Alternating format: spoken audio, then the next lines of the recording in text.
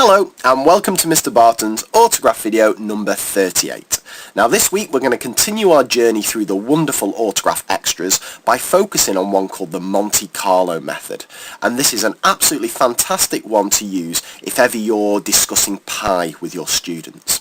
Now it takes a little bit of getting into, so I'm just going to do a bit of a setup here before we plough into it. So it all starts off with this circle inscribed inside a square, and the radius of the circle is r. So what's the area of the square and what's the area of the circle?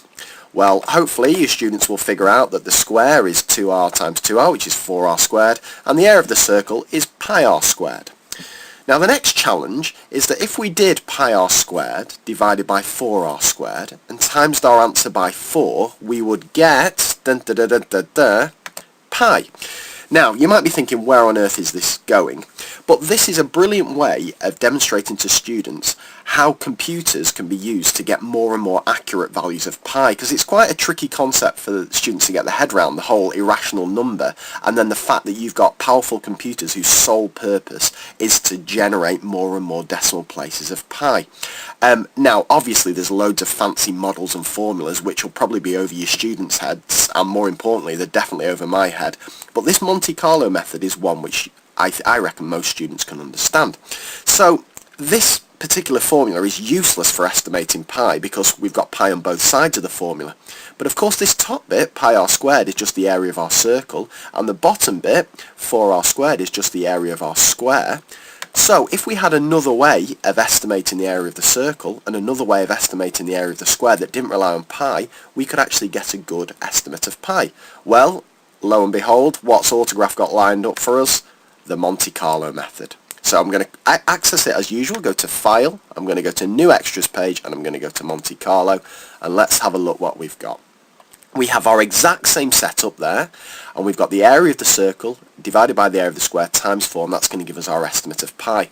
But to get an estimate for the area of the circle, what autograph is going to do is fire random dots at this, and any that land inside the circle are going to be used as a estimate for the area of the circle, and any that land inside the circle and the square are going to be used as an estimate for the area of the square. And hopefully, if the setup's been good, the students will realise that when we divide one by the other and times by 4, that's going to give us an estimate for pi. Well, I wonder how good that estimate is. So let's start off with a pretty small sample. I'm going to fire 100 dots at this. So here we go, fire it, and we end up with an estimate of pi. There's 74 dots have landed in the circle, 100 dots in total, gives an estimate of pi of 2.96. Not very good. Reset that. What about if I fire 1,000 dots at it? Now what's nice about this is you can see that the scale automatically changes. Now we're kind of trending a little bit above pi there, 3.2, 3.22.